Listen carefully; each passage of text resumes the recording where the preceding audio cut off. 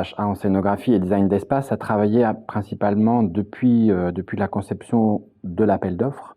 Cette maîtrise d'ouvrage a recruté donc une mission de scénographie au stade d'un appel d'offres public. Et puis après, on a déroulé l'ensemble des études.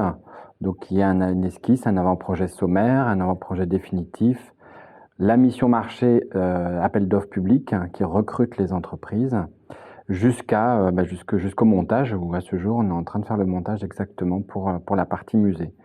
Donc l'ensemble des étapes, ce qu'on appelle une mission complète en scénographie. Alors, les enjeux sont que c'est un cadre particulier ici même. Nous sommes dans un musée, mais qui est en réhabilitation. Et de fait, la réhabilitation a contraint à la fois une mission en scénographie et à la fois, on va dire, une mission de collaboration avec l'architecte des patrimoines qui était en charge de la réhabilitation du bâtiment. Et la scénographie a eu ce subtil alliage en fait entre ces deux parties, scénographie et architecture, afin de répondre parfaitement au cahier des charges, à la fois en muséographie, c'est-à-dire sur les contenus à réintégrer dans la partie conserverie pure, et à la fois à préserver le cadre architectural pour que l'objet soit magnifié. Donc en fait, la scénographie a été vraiment la résultante, on va dire, de tout ce travail d'échange et de collaboration. Alors le parcours d'un scénographe, il est toujours assez particulier. Il vient de tout horizon suivant nous-mêmes notre formation. Moi, j'ai la chance d'avoir fait des études à la fois artistiques précédemment, puis postérieurement avoir fait des études d'architecte, voilà, et encore après des études en scénographie. Et pour terminer avec une formation en danse, si bien que j'ai vraiment la notion de l'espace dans sa globalité.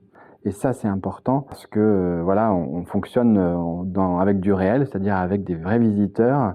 Ce n'est pas qu'un projet, c'est un projet global, c'est-à-dire dans les études, comme je l'ai expliqué précédemment, jusqu'à la réalisation.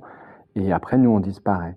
Si bien que le parcours d'un scénographe est vraiment différent suivant soi-même, ses envies et sa formation. On ne peut pas être surpris par la scénographie. On est plutôt à la fois excité de voir le résultat final dans sa globalité avec l'ensemble des contenus, c'est-à-dire les machines, en l'occurrence ici même, qui devront être réintégrées pour donner vraiment pleine puissance à l'ensemble. Et évidemment, et surtout être le plus intéressant, c'est quand les visiteurs vont pouvoir arriver, justement, y avoir les premières impressions, et puis surtout de redonner vie à une usine qui était, on va dire, un peu morte. Et là, enfin, à travers à la fois le travail d'architecture qui est extrêmement précis et délicat dans la préservation et la remise en état d'un bâtiment, d'un point de vue historique surtout, la scénographie qui vient créer cette alliance, et puis évidemment à travers les contenus et le comité scientifique qui a réalisé l'ensemble de ce cheminement qui est à la fois un cheminement, une quête, une dévotion parfois,